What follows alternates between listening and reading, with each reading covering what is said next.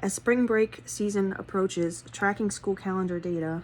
As spring break season approaches, tracking school calendar data becomes critical for predicting travel demand across the U.S. The swings from one academic year to another can generate substantial waves in hotel performance, since vacation scheduling directly impacts over 50 million public K-12 students across the country, not to mention their families.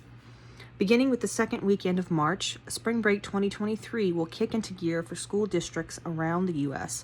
From Saturday, the 11th of March, through Friday, the 17th of March. Roughly 1/3 of all K-12 students will be on break and available to travel. By the end of the week, the percentage of students on break will reach 44% nationwide, the first major peak of the spring break season. This proportion will dwindle a bit the following week, fluctuating between 13 to 22% between Monday, the 20th of March, and Sunday, the 26th of March. The next week, vacations become even less common, with the percentage of students on break hovering around just 11% for most of the week, and a slight lift to 15% on Friday, the 31st of March. Public school district K-12, percentage of students on break. So that's really the full duration of the month of March, with the exception of the first 5 days. And then here you can track 2022 numbers compared to, I guess, what's forecasted for the current year. Percentage of students on vacation. A little less than 10% towards the beginning of the month. It's not much of a difference year over year. Then you go into the middle of the month, that's where it really picks up. So you can see it by a wide margin that percentage of students, you see a large uptick in percentage of students who will start traveling at that part of the month. So we're looking at like the 11th through the 17th. You get a nice little pickup there.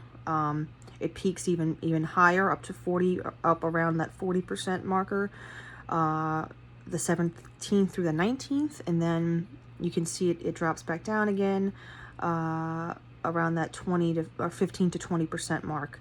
For that following week comes up. I think it reflects the weekend demand, which comes back up, or weekend demand based on percentage of people traveling, which is demand. All right.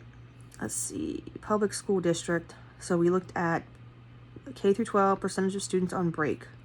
Percentage of students on break. So they're doing two different increments. The first increment is the 5th through the 31st of the current month.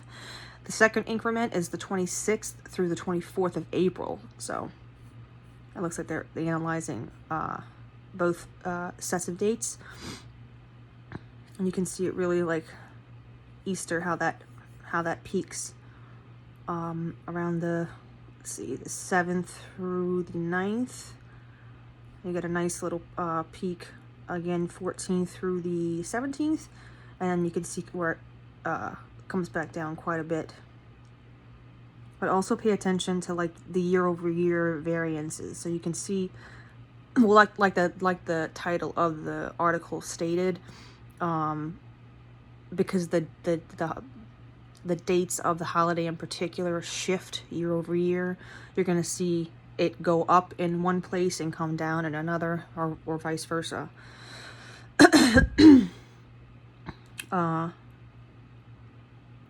Again, because you're comparing apples to apples. So if you've had a good X date last year, it's going to suck this year in comparison, but it picks up on some other date, let's say.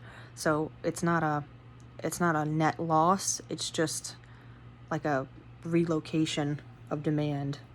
So it might end up falling in the following month or following weekend. So that's kind of what this article essentially denotes.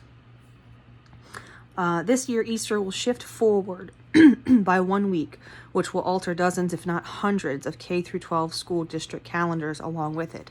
Beginning the weekend of Saturday, the 1st of April, we will see a boost of 16 percentage points. That's up from 23% in 2022.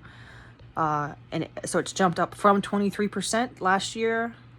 I'm sorry. This year it's jumped up to 39% forecasted compared to last year, which was only at just at 23%. So we'll see a boost of 16 percentage points in terms of K through 12 students on break year to year. We'll continue to see roughly the same increase until Good Friday, which is the 7th of April, when this elevates to an increase of 37 points over last year.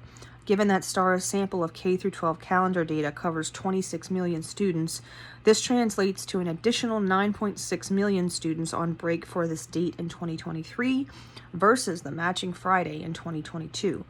Because STAR's sample covers 53% of the K through 12 students in the US, we can extrapolate that the real number of additional students is probably roughly twice that amount.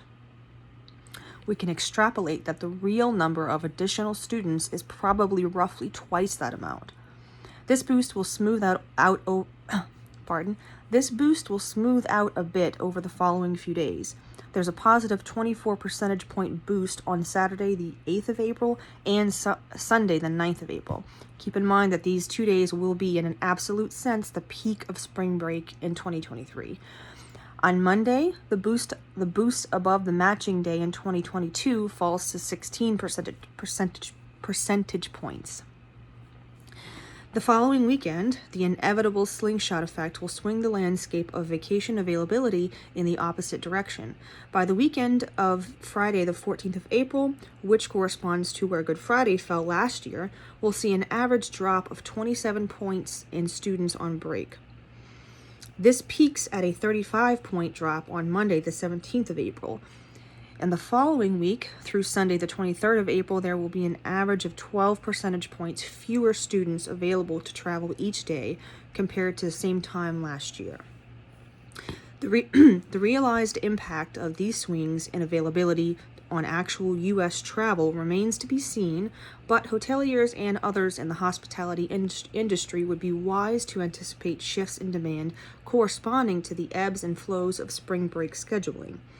Adjustments to summer break scheduling may also impact travel availability as we look ahead to May and June of this year.